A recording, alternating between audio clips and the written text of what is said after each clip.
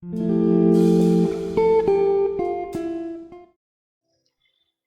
Lord be with you. And with your spirit. A reading from the Holy Gospel according to Luke. Glory to you, O Lord.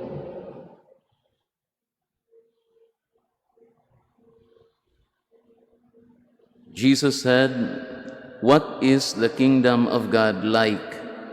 To what can I compare it? It is like a mustard seed that a man took and planted in the garden. When it was fully grown, it became a large bush, and the birds of the sky dwelt in its branches." Again he said, "To what shall I compare the kingdom of God?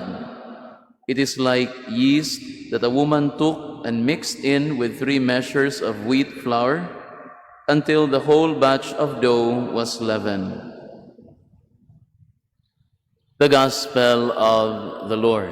Praise to you, O Lord Jesus Christ. Please be seated. Mayong udto kanatong tanan. Today, Jesus compares the kingdom of God to 2 things. That is, to a mustard seed and yeast. He says, the kingdom of God is like a mustard seed that a man took and planted in the garden. When it was fully grown, it became a large bush, and the birds of the sky dwelt in its branches. And then for the yeast, he adds, it is like also yeast that a woman took and mixed in with 3 measures of wheat flour until the whole batch of dough was leavened.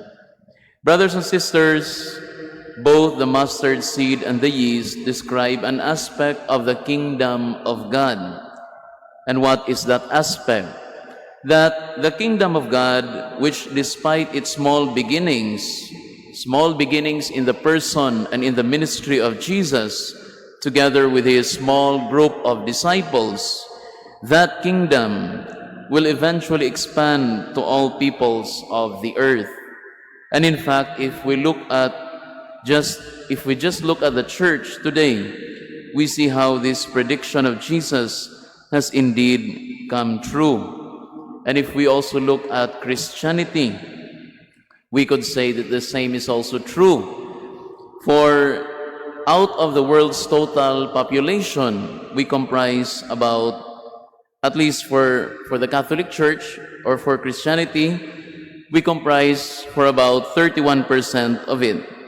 Out of the 7 billion people in the world, there are about 2.3 billion Christians, people who are following the life and the teachings of Jesus.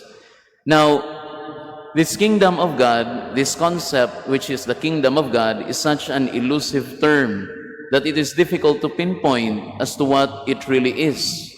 Some say that Jesus is the kingdom of God in person. Others say that this kingdom is found in the church.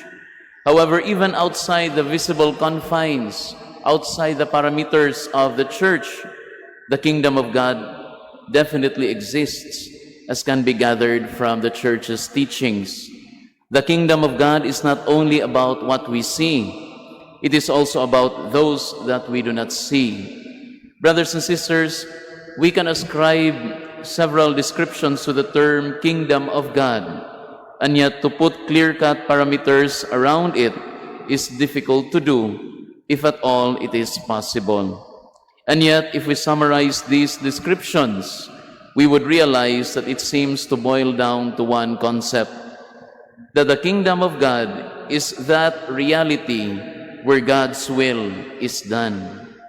Brothers and sisters, the kingdom of God is also inside each and every one of us.